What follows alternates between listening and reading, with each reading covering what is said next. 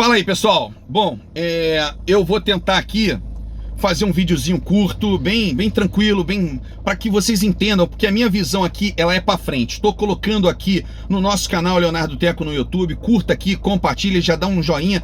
Por favor, comente, se inscreva no nosso canal, tá? Esse é um pedido que eu faço aqui para que você possa me dar a percepção se o meu trabalho está sendo bem ou mal desenvolvido, tá? Vamos lá. Eu acabei de ver um vídeo de representantes da categoria que estão indo para Brasília, noticiando para a classe que na segunda-feira vai ter uma reunião com o presidente da República, onde ele vai assinar uma medida provisória que ele acaba com a vistoria obrigatória anual do Instituto de Pesos e Medidas, IPEM. E com isso, a aferição do taxímetro passa a ser a cada 2 anos, como há aqui no Rio de Janeiro essa decisão lá na Câmara dos Vereadores que tornou a vistoria da SMTR de 2 em 2 anos. Bom, eu vou trazer aqui o que está no Código Disciplinar do Táxi, porque a minha visão aqui, ela está sendo uma visão de futuro, olhando o que pode acontecer com essa decisão.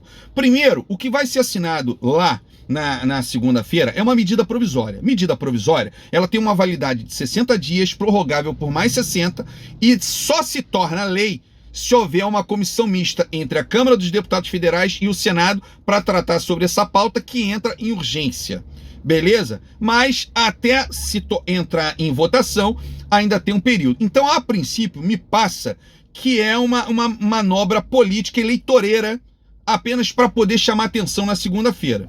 Apenas isso.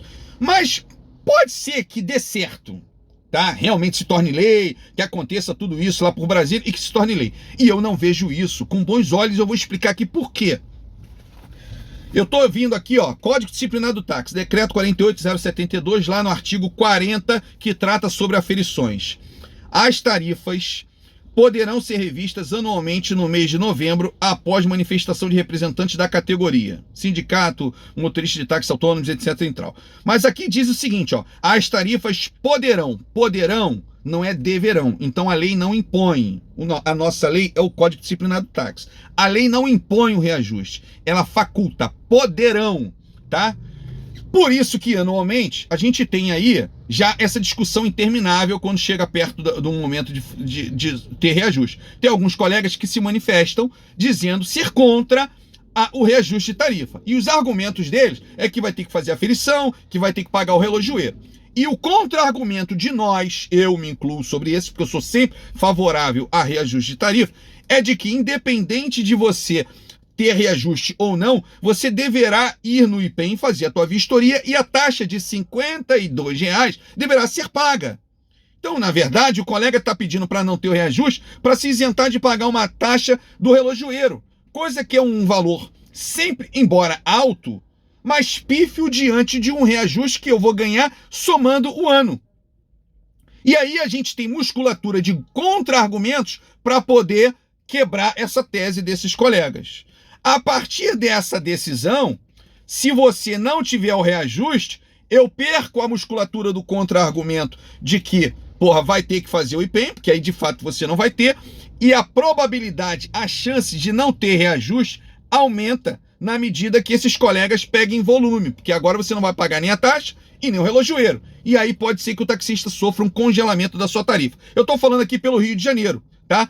E aí, como um cara militante que conhece o nosso meio, a gente ainda se depara com interesses de grupos, entre eles o do sindicato, que eu vou colocar aqui, não sou eu que estou falando, é o ex-presidente do sindicato.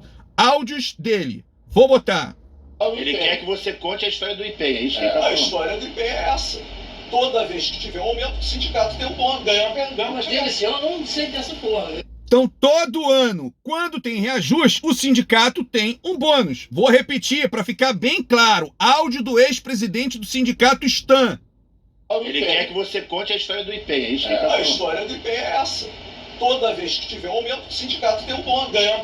Mas teve esse ano. E quem me garante, caso haja uma má vontade dos relojoeiros em ceder o bônus para o sindicato Stan, como retaliação e interesse próprio e não coletivamente pela categoria, quer saber? Eu vou fazer então força para não haver a vistoria.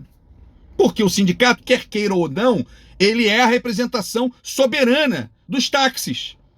Então, cara, eu tô tendo uma visão de futuro, o que pode acontecer com essa decisão insana por Brasília. Que me causa surpresa ver representantes do táxi, inclusive alguns que pedem dinheiro, Pix, sem prestar conta nenhuma, ir para lá e pulverizar atenções do Congresso sobre pautas do táxi, que na verdade não deveria. A pauta principal, o foco principal hoje no táxi é transferência, hereditariedade, que é a mesma coisa, e financiamento de carro. Ponto. Eles não devem ir para lá para poder pedir outras coisas. Hoje, o táxi a nível nacional quer hereditariedade, transferência e financiamento de carro. Que o Pronamp saia, que está lá estacionado na Comissão de Justiça e Comissão de Finanças e Tributo da Câmara. Que a gente quer que isso desatole. Então, cara, me causa surpresa essas lutas por Brasília serem pulverizadas. Porque quando você espalha um monte de pedido, você perde força porque você está pedindo. E eu acho que o foco deveria ser esse, somente esse. Esse tipo de pauta não foi sequer jogado para a categoria, amplamente discutido. Aí eles vão dizer, mas lá no município lá de Manaus, pequenininho, tem um município lá que não tem reajuste já há 4 anos e anualmente tem que fazer a vistoria do IPEM. Tá? E aí o pedido a nível nacional para facilitar eles lá e me prejudicar aqui? Calma aí, meu amigo.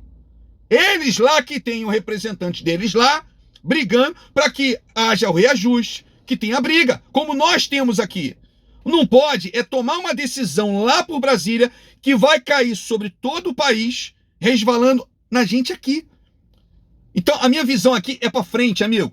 Porra, eu conheço a nossa categoria. Até para pedir, você tem que saber o que vai pedir, meu amigo. Você vê, teve algum idiota que foi lá na Câmara dos Vereadores, pediu para um vereador imbecil para poder fazer a vistoria do táxi de 2 em 2 anos. A priori, vai ser bonzão, Não foi. Sabe por quê? Porque o taxista que tem carro até 10 anos, tá vendo? Eu me exalto, sabe por quê? Porque eu sou taxista, cara. Eu vivo isso aqui, bicho. Eu gravo vídeo, eu gravo áudio dentro do meu carro. Eu não posso fazer politicagem nessa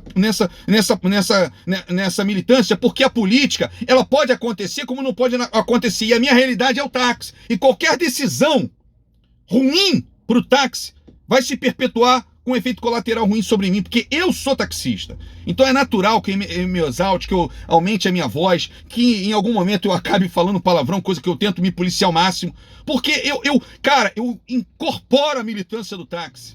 E aí, voltando, o idiota foi lá, pediu para um vereador imbecil, o vereador imbecil botou a vistoria de 2 em 2 anos pro táxi, que a priori a gente pensou que fosse bom, e na verdade não foi, porque o taxista que tem um carro até 10 anos de uso, que anualmente fazia a vistoria só documental, agora um ano sim, um ano não, tá tendo que ter, o desconforto de se dirigir ao Guerengue para fazer uma vistoria presencial. Foi bom ou foi ruim? Então, cara, até para pedir, tem que saber como pedir e o que vai pedir, porque de repente, cara, o efeito colateral vai ser pior do que o que você a priori tem. Então, a princípio tem. Então, gente, eu sou contra, me causou surpresa essas militâncias por Brasília pedindo algo que não foi amplamente discutido. Hoje a gente tem uma categoria praticamente globalizada, o taxista daqui do Rio consegue dialogar com o taxista do Rio Grande do Norte consegue discutir com o cara do Rio Grande do Sul. Então, isso é uma pauta que deveria ser jogada para a categoria, para ser amplamente discutido, de repente ser lançado em um canal para poder materializar a opinião da categoria, para tomar uma decisão e ir lá para Brasília pedir. E não, cara, vai lá, acha que tá pedindo um negócio, fecha a porta de